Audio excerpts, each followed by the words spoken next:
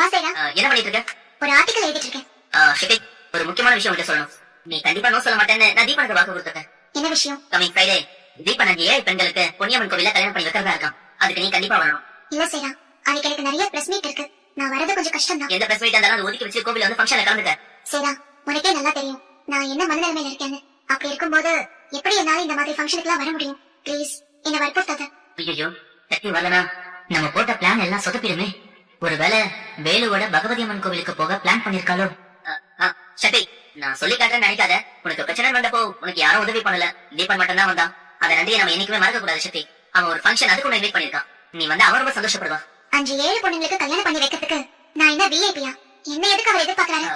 தீபன் பயங்கரமான சென்டிமெண்ட் காய். என்னமோ தெரியல, உன்னை பார்த்ததுல இருந்து அவனுக்கு பிசினஸ்ல பெரிய பெரிய டீல் கிடைச்சிருக்கு.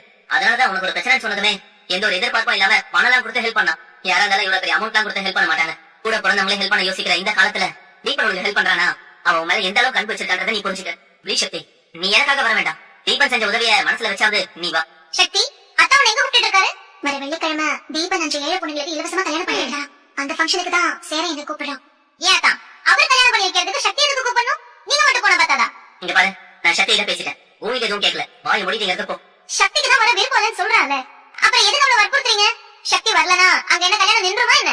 விருப்பம் இல்லாதவளை வற்புறுத்தி கூப்பிடாதீங்க. நீ கொஞ்சம் வாய் முடியா? சக்தி, என்ன சொல்ற? வெள்ளிக்கிழமை பொன்னியம்மன் கோயிலுக்கு வரியா இல்லையா? இல்ல சக்தி, நீ ஒத்துக்காத. அன்னைக்குதான் உனக்கும் வேலனுக்கும் கல்யாண நாள். அன்னைக்கு நீங்க 2 பேரும் பகவதி அம்மன் கோயிலுக்கு போகணும்னு நான் நினைக்கிறேன். இவர் சொல்றாரேனே, நீ தீபன் ஃபங்க்ஷனுக்கெல்லாம் போக சம்மதிக்காத. சொல்லு சக்தி. சக்தி, உன்னையும் சொல்றேன் கேட்டுக்க. நமக்கு ஆபத்து வரும்போது யார் நமக்கு உதவி பண்றாங்களோ அவங்க நட்பை உதாசீனப்படுத்த கூடாது. அப்படி பண்ணோம்னா நமக்கு திரும்ப இன்னொரு கஷ்டம் வரும்போது உதவி பண்ண யாரும் இருக்க மாட்டாங்க. உனக்கு மட்டும் தீபன் பணம் கொடுத்து ஹெல்ப் பண்ணல. என்னோட business last year 2 crore loss ஆயிடுச்சு. எக்ஸ்போர்ட் பண்ண எல்லா ப்ராடக்ட்டும் ஷிப்போட முழுகிடுச்சு. அந்த டைம்ல